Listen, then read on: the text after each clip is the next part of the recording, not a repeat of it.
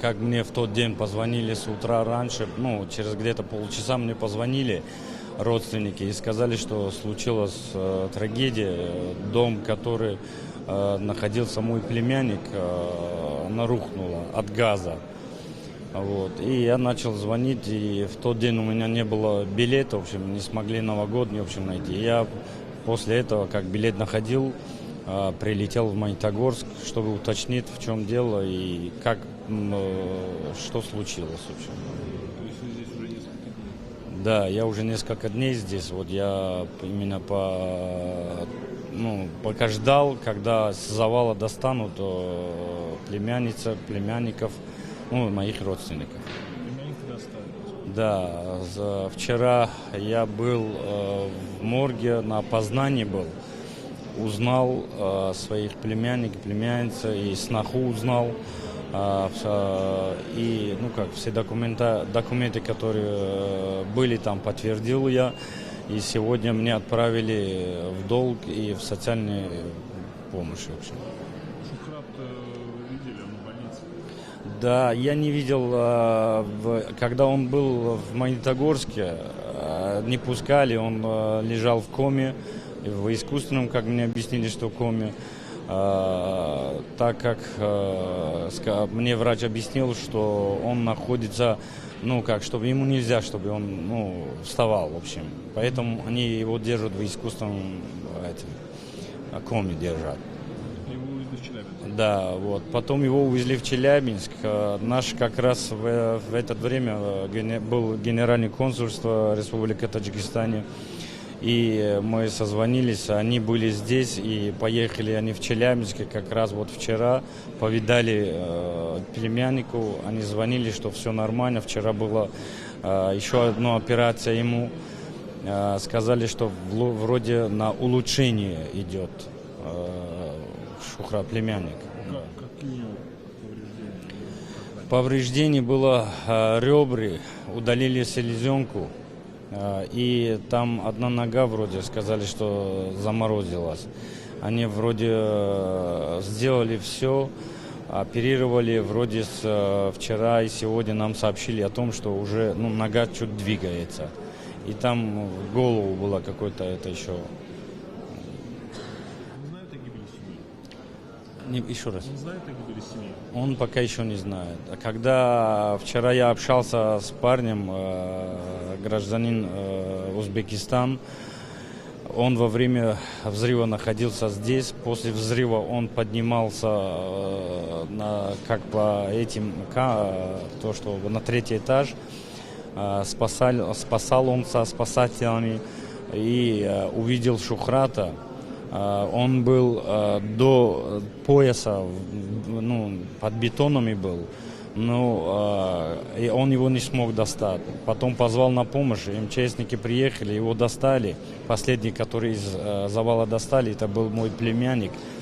Его достали и забрали в реанимацию его.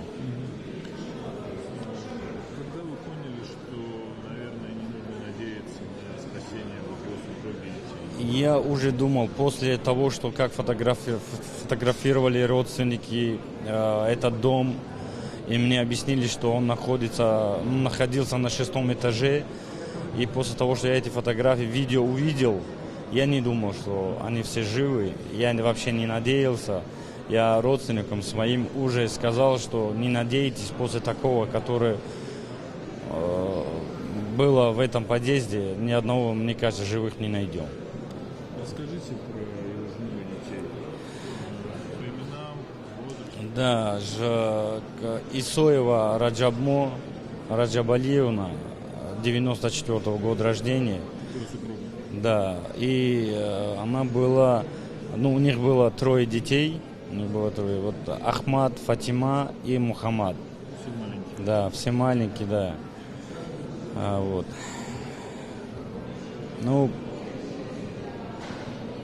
Даже я не знаю, что сказать. Да. Как давно они жили в Магнитогорске, что ли? Да, они очень долго жили. Они родились все, дети здесь, родились в Магнитогорске, выросли здесь. Старшая ходила в садик здесь.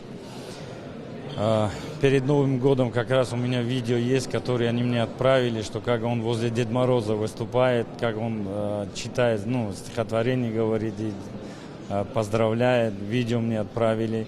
Как раз вот эти моменты, которые перед Новым годом, как девочка готовилась, корону одела на голову.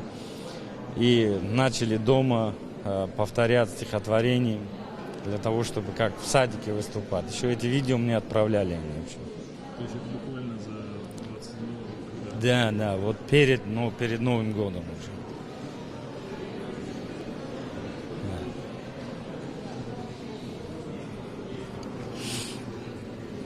Держитесь. Вы повезете в Таджикистане. Да, сегодня мы как раз у нас по пятницам все мусульмане в мечети собираются. Пятничный намаз сегодня. Мы вот стараемся, чтобы мы попросили, чтобы ускорили вот этот момент оформления документов. И сейчас в данный момент готовятся документы. Мы их увозим в левобережный мечеть в Орджоникидзевском. Там сейчас их помоют. Мы обратно привозим в правобережном мечети для того, чтобы молитву почитали. И долг забирает для того, чтобы косметически сделать, и мы их увозим в Таджикистан. Они будут там. Да, мы будем хоронить в Таджикистане, да. А где? Какой город? Республика Таджикистан, город Курган-Тюбе. Интересно, там с точки зрения компенсации нет проблем? Нет, вот как раз вчера МЧС отправил мне, сказали, что находится здесь долг КПРУ, ну, все их агенты социальной помощи, которые, значит, находятся здесь. Я могу обращаться сюда, так как вчера у меня не было паспорта. Я на сегодня договорился, и сегодня я приехал, мне очень хорошо встречали, объяснили, что надо делать, как надо быть. Так как они все находятся в больницах, по всем отец, все у них находятся, они мне дали генеральную доверенность для того, чтобы я предоставлял все документации и был их представителем во всех соцзащитах, во всех органах, где я могу быть. Здесь нет проблем, да? Что... Нет. А гражданство какое, кстати, было?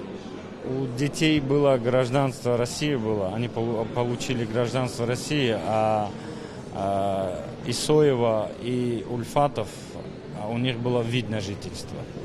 Ну, компенсации обещают? Да, да. Мне, как сказали, так как сейчас у меня времени нету, мне надо для нас самое главное увезти сейчас их на родину, похоронить там.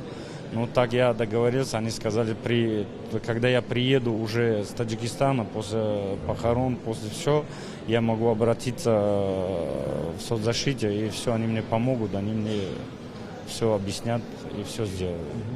Кем он тут работает? Исоева была домохозяйкой с детьми. Шухрат, он как на стройке работал. Здесь. Да. Спасибо большое. Ага.